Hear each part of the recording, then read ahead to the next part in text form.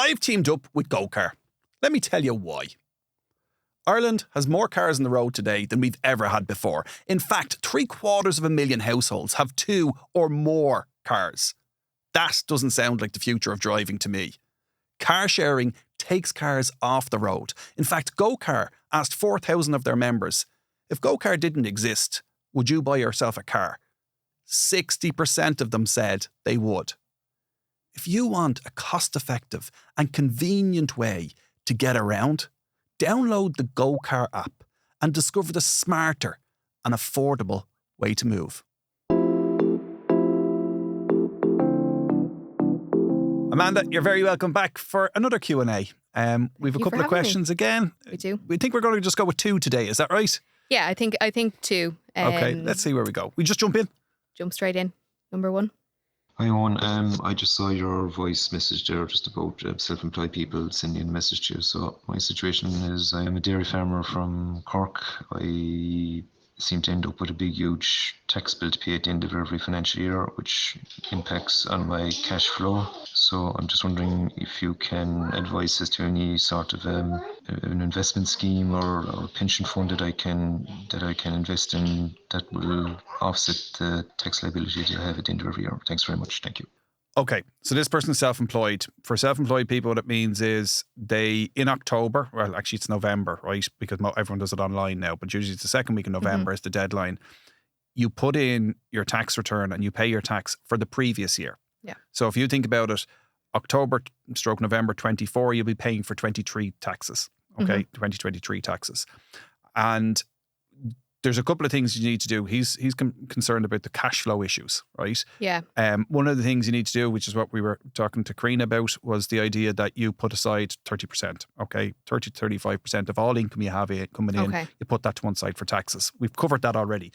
What he's actually also asking about is things that reduce your tax bill. Yeah. Okay. Yeah. So pension contributions. This is the perfect one, right? Pension contributions. If there's no better way on a year-to-year basis of getting money out of the business and into your name. There are a couple of other schemes, so just to be aware of that later on with retirement relief and entrepreneurial relief and a whole pile of other things, right? But from reducing your tax bill today, what can you do? You can put money into a pension. And if just to run the maths on this really simple for a self-employed person, let's imagine you've got a tax bill of 10,000 euros. And let's ignore limits on how much you can put in just to keep the math simple, right? But let's imagine you were allowed to put 10,000 into your pension. Okay. Yeah. What would happen is you've got a bill of 10,000 euros. You put 10,000 euro into your pension. You now have 4,000 euros less tax to pay. So the tax bill goes from 10 down to 6. So now what's happened is instead of writing the taxman a check for 10 grand, you're writing 2 checks, one for 10 grand for yourself for your pension and one for 6 grand to the taxman for clearing off the tax bill. Okay. Yeah. So now, I've really simplified the maths there and I've broken a whole pile of rules about how much you're allowed to put into pensions just to make the point really clear. And actually, just for the PAYE worker thinking about this, you can also make a contribution into pension up until October/November for last year as well. Yeah. And the nice thing for a PAYE worker is if you write a check for 1,000 euros and you've already paid all your taxes, right, from 2023, okay, you'll get a 400 euros refund. Okay. Yeah. Okay. Assuming your taxes are all in order, you'll get a 400 euro refund for every 1,000 euros you put into it if you're on the higher rate of tax. So everyone can do it for the previous year. Yeah. And most PAYE workers don't realise that. They don't realise that they can still go back into last year. That's what I was going to say. Self-employed people are usually up to speed on it because they know I'm finalising if we're thinking about this year, we're finalising 2023. So what expenses can I put off? One of the expenses you can put off is the pension contribution going in. And it's an absolute no-brainer. If you can afford to do it, you should be doing it because it reduces your tax bill. Yeah. And just, I suppose, on that with, I suppose a lot of people who go self-employed or, you know, if they've just gone self-employed, they might be thinking, how do I go about it? Like, how do I go about setting up a pension? And I suppose that's just a question as well to, I suppose, one of the things is you can often get a good guidance from your accountant about where to go to set up a pension. There are loads of accountants out there that are great accountants. So first rule is if you're self-employed, get an accountant. Yeah, you do need an accountant. I know I would suggest a good accountant will make sure you're not paying too much tax, right? Because we should actually be talking about expenses and everything else. Like there's a whole pile of expenses that are allowable. Like if he's a dairy farmer, right? Does he have an office in the house? Is he expensing the running of the office? Is he taking some of the electricity and the gas bill from the home and putting it against the business. Like, this is something an accountant would look at your specific circumstances and say, yeah, these are the things you're allowed to do. They'll keep you honest. They'll make sure you're using the tax to the best of your advantage as you possibly can. So there's a whole pile of expenses that can be put through as well. But when it comes to where do you start the pension, talk to the accountant. Just be careful when you speak to the accountant. Some accountants are brilliant accountants and they're crap pension advisors, but they pretend, they believe they are. Yeah. It's just a pension, so you just stick it in. You don't just stick it in. You have to make sure it's invested properly. You have to make sure the charges are right. You have to make sure the allocation is right. You have to make sure all that stuff is right. Yeah. And I'm a strong believer in you go to a professional to get a job done. And if this isn't their day in, day out, don't just have them doing it on the side. And a lot of accountants because it's not their bread and butter, it's because it's not what they're doing all day, every day, they just look at it from the tax point of view. Oh yeah, you stick it in there and you get the tax relief. What more is there to it? There's a lot more to it. So get the accountant to refer you on to someone. That's ideally. What I was going to say. That you get referred on to someone. Yeah. Or like, you're head of marketing for who? Prosperous. Oh yeah. What's their website? I was gonna. No, I do think that just on that. Yeah, obviously, go to a trusted financial advisor, and Prosperous would be an option on that. But it also, a huge thing is referrals for people. So if you do have an accountant, ask them who they're used to working with. Yeah, or even ask your mates. Like and we're not just talking about self-employed people. We're a country that doesn't talk about money. Yeah, right. But if you ask people, who's your financial planner? Oh, such and such. Yeah, I use that. We share. Yeah, like we share when we're asked. Yeah, but we're just not going to volunteer. Yeah, we're not going to volunteer the information. Let's have the next question. Hi, Eoin. I am considering on changing my career, which would involve leaving my public sector job and becoming self-employed. Now, this was quite daunting. The fact that there would be no guaranteed paycheck at the end of every month. Just about this change, I was wondering, is there any way I can prepare financially for this change, as it would be such a major change and it's somewhat stopping me making that move? It's not part of the problem, it's the problem for people when they're making this leap, right? This is the biggest concern people have. I'm going to go from waking up on the first of the month each month, no, I'm getting paid at the end of the month, to waking up on the first of the month and maybe have a few jobs there that I have to get done, but I've no absolute surety that even if I do the jobs, I'm going to get fully paid for them on time. Or when the invoices are going to come in. And then there's the timing of it, and the mortgage provider doesn't care that you didn't get paid for the big job that you did 3 months ago yet. They don't care. And it's the biggest concern. And it does just come down to being financially prepared. You need to know your numbers inside out. You need to know how much it costs you to run your life. Okay. What are your expenses? What are the things you have to pay for?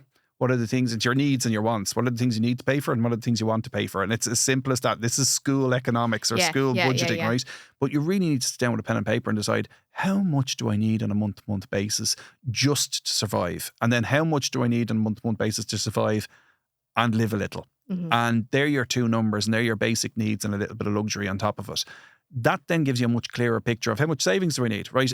Depending on what type of business I'm going to take the leap into, will it be 3 months before I start getting my first paycheck? Will it be 6 months? Will it be 12 months? But how much is it going to be? And that gives you an idea of how much money you need to be going in the background, keep in the background in order to keep your life going while the business is getting off its feet. I'd be slow to be borrowing money, but one of the things that sometimes people overlook is if you're making contributions into savings or pensions, but pension's going to be different now because you're moving to a new employment, so you're going to stop the pension anyway for the moment. But also, sometimes people will have an option on their mortgage to stop the mortgage for a few months. Now, I'm not encouraging that. I'm just saying if you're really scared about it, don't do it at the start, but it might be an option if it's slower than you expected it to be. Yeah. The other thing is look, I'm an employer. We have loads of people working with us in the office, right? Don't take advantage of your employer, but try and get as much work as you can done before you take the leap. That's what I was going to say, is actually seeing, I suppose, just even testing the waters as to what is out there as a freelancer before you take the leap. That you kind of have at least an idea of clients that would be interested in working with you before you take that leap. There's two ways you can do that. One is you can just do little jobs and take them on and go and work them and see how it goes. But the other thing you can do is you can act like the customer, right? And ring around and, I'm looking to get this done, depending what job what you're setting up as. Like, I don't know, the simple one is I'm a hairdresser. I'm going to set up as a hairdresser, right? And really simple example. Ring the hairdressers in your area and see how easy it is to get an appointment with them. If it's really easy, well then it's just not that busy. If it's really hard, there's Yeah. probably a market there for you. That's a good tip. Yeah, so- just test and see what the market is like in Yeah, your area as well. in yeah. what you're doing. Networking, like Karina seems to have been brilliant at that, her ability to network, and she used all her volunteering work to network. Make sure you're in the right circles, that the people who are potentially going to be your clients or your customers, that you were familiar with them, that you know who they are, that you're going to be able to leverage some of the contacts that you have. Yeah. But it is a scary thing to do. And I'm going to be honest with you, there's nothing is going to get rid of that fear. And honestly, even like... You've done it yourself, so Yeah, you know, you're speaking from experience. Yeah, and 16 years later, after I've set up Prosperous, it's still a scary thing. Yeah. Right? Yeah. What is there, 23 of us now? Yeah, and then taking the step, but it's still scary. it's continuous growth and stuff as well. Yeah. So it's always scary, kind of moving on to the next steps. But Yeah, but you know would what? you say it's worthwhile? No, sorry, it is absolutely worthwhile if you love what you're doing. But if you don't love what you're doing, you forget about it. that's true. You're going to hate it even more if you don't love what you're doing. Yeah. And I know people say, "Oh, follow your heart, and the money will come." Yeah, provided your heart loves money, it might. But no, what I would say is that it's not all plain sailing. It's not that easy to do. Yeah. If it was easy to do, everyone would do it. If it was easy to do, business would never fail, right? Businesses fail all of the time. Yeah. And test the waters, but you will have to take the leap at some stage. And it does get better. I'm not painting a really awful picture, right? It does get much better, and the worries become different. And instead of, like, if you think about it, instead of just worrying about paying myself at the start of this, now you've got 23 mouths to feed and 23 households who have this income coming into them. So it just becomes different. But if you love it, you'll enjoy it. Yeah. Take that leap. Go for it. Amanda, you want more questions for next week? Yeah. We cut it back to 2 this week on purpose, and I think it's an interesting one. We'll see if anyone's any feedback on that, but I think we're trying to make the show a little bit shorter, so that's why we went to 2. But please send in the questions. No, we're still we have a lot of questions just, I suppose, in our bank at the moment, but we're always looking for more. So if you can send your questions by voice note on WhatsApp to 087 291 0507. That's 087 291 0507, and by voice clip on WhatsApp. Thanks very much. And what I would say is use that voice note to send your questions in, but you can also just WhatsApp a message to that number if you've got, I think you should have such and such on, or I think you should talk about this. Anything to do, you want to get in touch with the show, that's how you get in touch with the show. Give us the number one last time. 087 291 0507. And just one more thing on it as well, that a lot of our episodes this season are they're coming from ideas that listeners are sending in. So if you do have a good story to tell, or if you do want to come on the podcast and talk about a topic, do reach out to us as well. Okay, excellent. Thanks, Amanda.